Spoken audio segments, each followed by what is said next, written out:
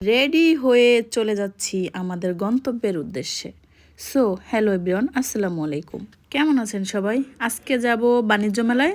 আমাদের বাসার 3 ভাবি বাদে আমরা সব ভাবিরা চলে যাচ্ছি বাণিজ্য মেলায়। 2 ভাবি যাবে না, কারণ তাদের বাসায় গেস্ট আছে। আরেক ভাবি গিয়েছে সিলেট পিকনিকে। যাই হোক, আমরা যেহেতু গাজীপুরে থাকি, সো এখান থেকে যেতে অনেকটাই টাইম লাগছে আমাদের।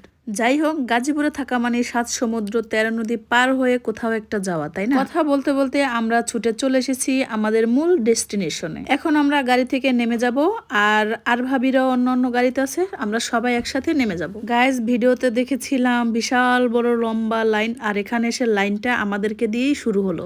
এদিকে বাচ্চা কাচ্চাগুলো এমন দৌড় দিয়েছে খালি জায়গা পেয়ে, ওদেরকে দেখে তো মন চাচ্ছিল আমিও দৌড়াই, কিন্তু আমার সামনে অনেক বড় বড় মানুষ ছিল। আমরা যেহেতু গাজীপুর থেকে গিয়েছি, তো আমরা 2 নাম্বার গেট দিয়ে ঢুকেছি, মানে পিছনের গেট দিয়ে। এইখানে ঢুকার পরে বুঝতে পারলাম সামনের গেটে আরো বেশি ভিড় ছিল, মানে লম্বা লাইন ছিল। এখন যে মানুষগুলো দেখা যাচ্ছে তেমন একটা ভিড় নাই, কিন্তু এই জায়গাটাতে বিকেল টাইমে পা ফেলানোর মতো কোনো জায়গা ছিল না। এখানে ঢোকার পরে ভালোই লাগছিল, তেমন একটা মানুষ নেই, ভিড়ও নেই, আর খুবই খোলামেলা, এজন্য দেখতেও ভালো লাগছে। ফাইনালি আমরা সব ভাবিরা মিলে ঢুকে গেলাম ডায়মন্ড ওয়ার্ল্ডে। এখানে ঢুকেও লাভ নেই গাইস, এত দাম প্রত্যেকটা জিনিসের, তবে সবগুলো জিনিস অনেক ইউনিক ছিল। এখান থেকে বের হয়ে চলে গেছি বিদেশি বাড়িতে। আমরা আমেরিকা যেতে না পারি, কিন্তু আমেরিকার বাড়ি দেখতে তার সমস্যা নাই, তাই না? এজন্য একটু ঘুরে ঘুরে ভিতরটাও দেখে নিচ্ছি। এরপর ওখান থেকে বের হয়ে চারপাশটা একটু ঘুরে দেখছিলাম কোথায় যাওয়া যায়, কোথায় একটু লোকজন কম আছে। ভাই রে ভাই, কিসের আবার লোকজন কম, যত সময় গড়াচ্ছে মনে হচ্ছে যেন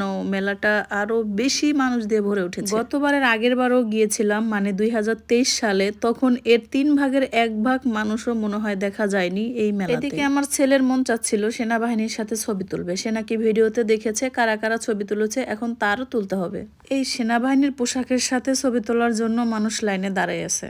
ভাবা যায় কি ভিড়ের ভিড় তাহলে। এরপরে ওখান থেকে ঘুরে ঘুরে চলে এসেছি একটা কোকারিজের দোকান। এখান থেকে ভাবির একটা গ্লাসের স্ট্যান্ড পছন্দ হয়েছে, তবে ওনারা অনেক বেশি দাম বলছে, তো এটা নিয়ে দাম কষাকষি চলছে। এটার সাথে দামাদামি হয়নি। পরে আমরা চলে এসেছি পাশের আরেকটা দোকানে, তো ওখান থেকে আমরা দামাদামি করে নিচ্ছিলাম। ফার্স্টে ওনারা 800 না 900 টাকা চেয়েছিল, পরে এটা 600 টাকা দিয়ে নেওয়া হয়েছে। এখন আমরা চলে এসেছি একটা কুশন কভারের দোকানে। এই দোকানটায় ছিল অনেক সুন্দর সুন্দর কুশন কভার, কমফোর্টার, বিছানার চাদর, সাথে ছিল বিভিন্ন দামের পর্দা, টেবিল ম্যাট। যদিও দামটা অনেক বেশি, তবে জিনিসগুলো অনেক ইউনিক ছিল। এই তো এখন যে কুশন কভারগুলো দেখা যাচ্ছে, মানে ফুলের, এগুলো ছিল 650 টাকা করে। এখন যেগুলো দেখা যাচ্ছে বিড়ালের পশমের মতো, এগুলো ছিল 800 টাকা করে। এখানকার প্রতিটা চাদর 1400, 1500, 1600 এরকম করে দেয়া ছিল দাম। এখানকার যে পাতলা পর্দাগুলো আছে, এগুলো ছিল 550 টাকা করে। ডিজিটাল প্রিন্টের কভার গুলোও ছিল 650 টাকা করে। মানে এখান থেকে কুশন কভার যেটাই নেওয়া হোক না কেন, সবই 650 টাকা করে। এখানকার চাদরের কালার গুলো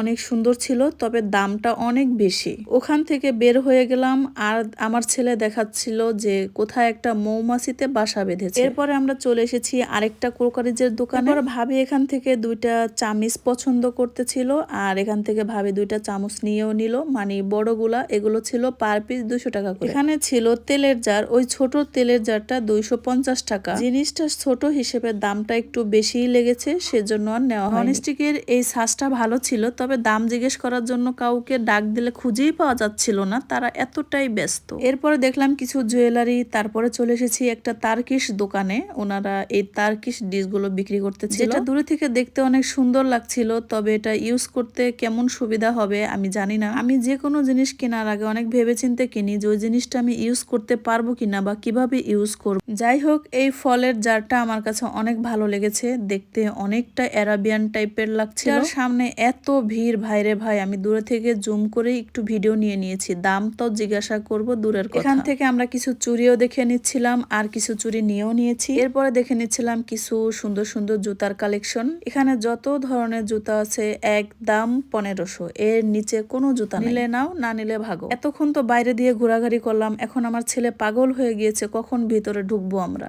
এই তো ভিতরে এখন আবার ঢুকলাম। ভিতরের স্টলগুলো খুবই সুন্দর করে সাজানো গোছানো ছিল, আর এখানকার জুতাগুলো অনেক সুন্দর ছিল। তবে একটা জিনিসই ভালো লাগে নাই, যে 1500 টাকা চেয়েই ওনারা বসে আছে, কোনো কমাকমি নাই, কোনো দামাদামি নাই, কিচ্ছু নাই, মানে নিলে নাও, না নিলে যাও। আমরা এখানেও কিছু অর্নামেন্টস দেখে নিচ্ছিলাম। এরপর আমরা দেখে নিচ্ছিলাম কিছু টার্কিশ কার্পেট। এখন যে জিনিসটা দেখাচ্ছি, যে একটা মানুষের কত ধৈর্য থাকলে এরকম একটা বাস্কেট বুনে বিভিন্ন কালারের পুঁথি দিয়ে এই বাস্কেট গুলো বানানো হয়েছে। ছিল টেবিল ম্যাট, সেগুলো তো খুব সুন্দর করে পুঁথির কারুকার্য করা। এখন আমরা চলে এসেছি একটা ডিসকাউন্টের দোকানে। ডিসকাউন্ট যেখানে বাঙালি সেখানে থাকবে না, সেটা কি আর হয়? সব থেকে ভিড় মনে হয় এই দোকানটাতেই দেখলাম। এখানকার এই বাটিগুলো ইউজ করতে কেমন হবে আমি জানি না, তবে দেখতে অনেক সুন্দর লাগছিল। সবগুলো বাটি বিভিন্ন কালার দিয়ে কালারফুল করা ছিল। এখান থেকে দুই ভাবে মিলে কিছু বাটি নিয়ে নিল। চলে এসেছি আরেকটা টার্কিশ দোকানে। এখানেও খুব সুন্দর করে টেবিল ম্যাট গুলো পুঁথি দিয়ে কারুকার্য করা ছিল। ওনাদের ফেস দেখে মনে হচ্ছিল ওনারা অরিজিনালি টার্কিশ দেশের মানুষ। ভাইরে ভাই, মানুষ যে কত স্টাইল জানে। এখানে লিখে রেখেছে কুশন 400 টাকা, কভার 200 টাকা। যার যেটা পছন্দ হয় সে সেটাই নিতে পারবে। এই বাণিজ্য মেলায় ভাইরে ভাই যে দোকানেই যাই আমার শুধু জুতাই পছন্দ। ওনারা তো 1500 টাকার কমে কোনো জুতাই বিক্রি করে না। এত এত নামি দামি ব্র্যান্ডের ভিতরে দেখলাম কিছু লোকাল মাল নিয়েও এখানে বসেছে। এদিকে ঘুরতে ঘুরতে আমাদের ক্ষুধা লেগে গিয়েছে, এখন নিয়ে নিচ্ছে কিছু ভেলপুরি। গতবারের আগের বার বাণিজ্য মেলায় এসে গাইস ঠকে গিয়েছি খাবার খেয়ে, এজন্য আর খাবারের ধারে কাছে না গিয়ে আমরা ভেলপুরিটাই খেয়ে পেটে জামিন দিয়ে। ভিডিওটা অনেক বড় হয়ে যাচ্ছে গাইস, দেখা হবে নেক্সট কোন একটা ভিডিওতে। সে পর্যন্ত সবাই ভালো থাকেন, সুস্থ থাকেন, আল্লাহ হাফেজ।